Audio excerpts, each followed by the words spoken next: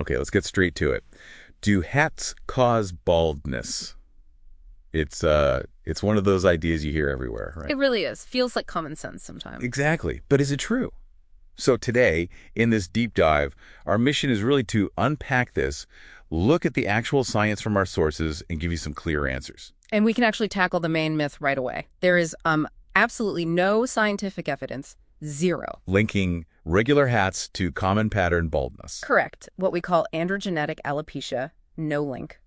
But, and this is important, the myth seems to confuse us with two very specific scenarios. Okay. Situations that can impact hair. First, something called traction alopecia. That's from really tight headwear pulling constantly. Pulling the hair. Okay. Yeah, extreme tension. And second, it's about scalp hygiene. Basically, if a hat gets really dirty and isn't washed, that can sometimes lead to infections. Right. So my comfy beanie isn't the villain here. Probably not. But there are nuances. Okay, let's unpack this then. We should probably start with what actually causes most hair loss first. Good idea. Then we can really dismantle the hat myth properly and circle back to those exceptions you mentioned. Yeah, that's good. So our sources are really clear. The vast majority of hair loss, especially that pattern baldness, is internal. It's biological. We're talking genetics and hormones mostly. Exactly. It's not about what you put on your head. It's about what's happening, inside your body.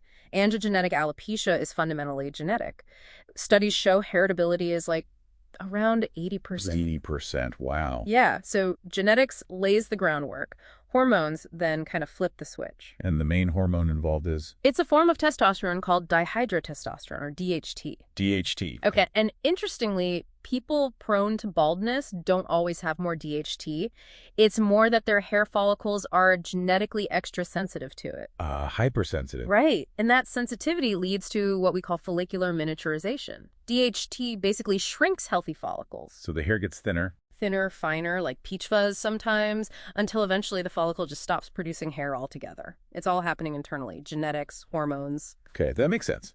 But what about those common arguments you hear, like hats cut off blood flow or they suffocate the hair follicles? They sound plausible. They do sound plausible, but all our sources confirm both ideas are physiologically unsound. How so? Well, your scalp has a really rich blood supply, and it's quite deep under the skin. The gentle pressure from just a normal hat, it's simply not enough to reduce that flow significantly. Right, it's not like a tourniquet. Exactly. And the suffocation idea. Hair follicles get oxygen from your bloodstream, not directly from the air. So a hat can't cut off their air supply. Okay, so scientifically, just no basis. Pretty much. The scientific community really agrees on this. There's a complete lack of reputable studies linking conventional hats to pattern baldness. In fact, there was even one study on identical male twins. It suggested daily hat use might even correlate with less hair loss in the temple area. Less? Wow, okay. So why does the myth stick around so stubbornly then? It's often just what we call a correlation fallacy. People start losing hair for genetic reasons, right? Yeah. And then they might start wearing hats more often to cover it up. So people see the hat and the hair loss together and assume one caused the other. Oh, confusing correlation with causation. Precisely. Plus, think about shedding. We all lose, 50 to 100 hairs a day naturally? Right. If you wear a hat, those hairs get trapped inside instead of falling out unnoticed. So when you take the hat off, it looks like a lot of hair loss, but the hat didn't cause it, it just collected it.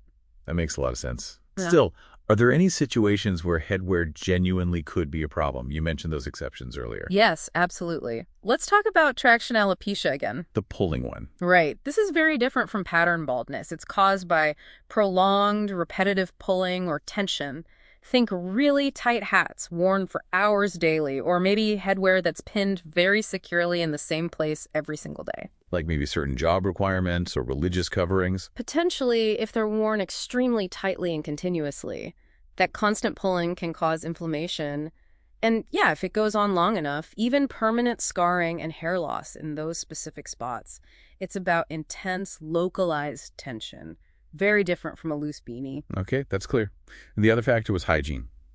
A dirty hat. Definitely. The hat itself isn't the issue, but if it's dirty, especially if you wear it a lot without washing, it can trap sweat and oil. Creates a bad environment on the scalp. Exactly. A warm, moist microenvironment, perfect breeding ground for bacteria or fungi. This can lead to folliculitis. Which is? An infection of the hair follicles. Looks like little red bumps, kind of like pimples, usually treatable, but severe untreated infections can potentially damage the follicle permanently. So again, it's not the hat per se, but keeping it clean. Got it. So this really turns the common idea upside down. Just to recap the main point, wearing a normal, clean, well-fitting hat will not cause that typical pattern baldness. Correct. That's driven by your genes and hormones internally. But we do need to be mindful of those two specific things. Right. One, extreme continuous pulling causing traction to alopecia, totally different mechanism. And two, poor hygiene, letting a dirty hat become a breeding ground for infections like folliculitis. So the practical advice seems pretty simple then. It really is. Choose hats that fit comfortably, not painfully tight.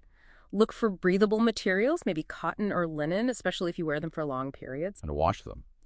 Yes, wash your hats regularly, just like any other piece of clothing you wear against your skin. Okay. And interestingly, you mentioned earlier, dermatologists actually sometimes recommend hats. They do, especially for people with thinning hair. Hats offer crucial UV protection for the scalp, preventing sunburn and reducing skin cancer risk. So the myth we've been talking about might actually discourage people from doing something protective for their health. That's a really important point. It raises a bigger question, doesn't it? How often do we let these, unfounded beliefs override clear protective health advice? Makes you wonder what other common sense health ideas might be worth a closer look for you. That's a great thought to end on. So what does this all mean for you, the listener? Basically, next time you grab your favorite hat, you can feel pretty confident it's not the reason for any hair thinning. You might actually be doing your scalp a favor by protecting it from the sun. Armed with this info, you can make smarter choices.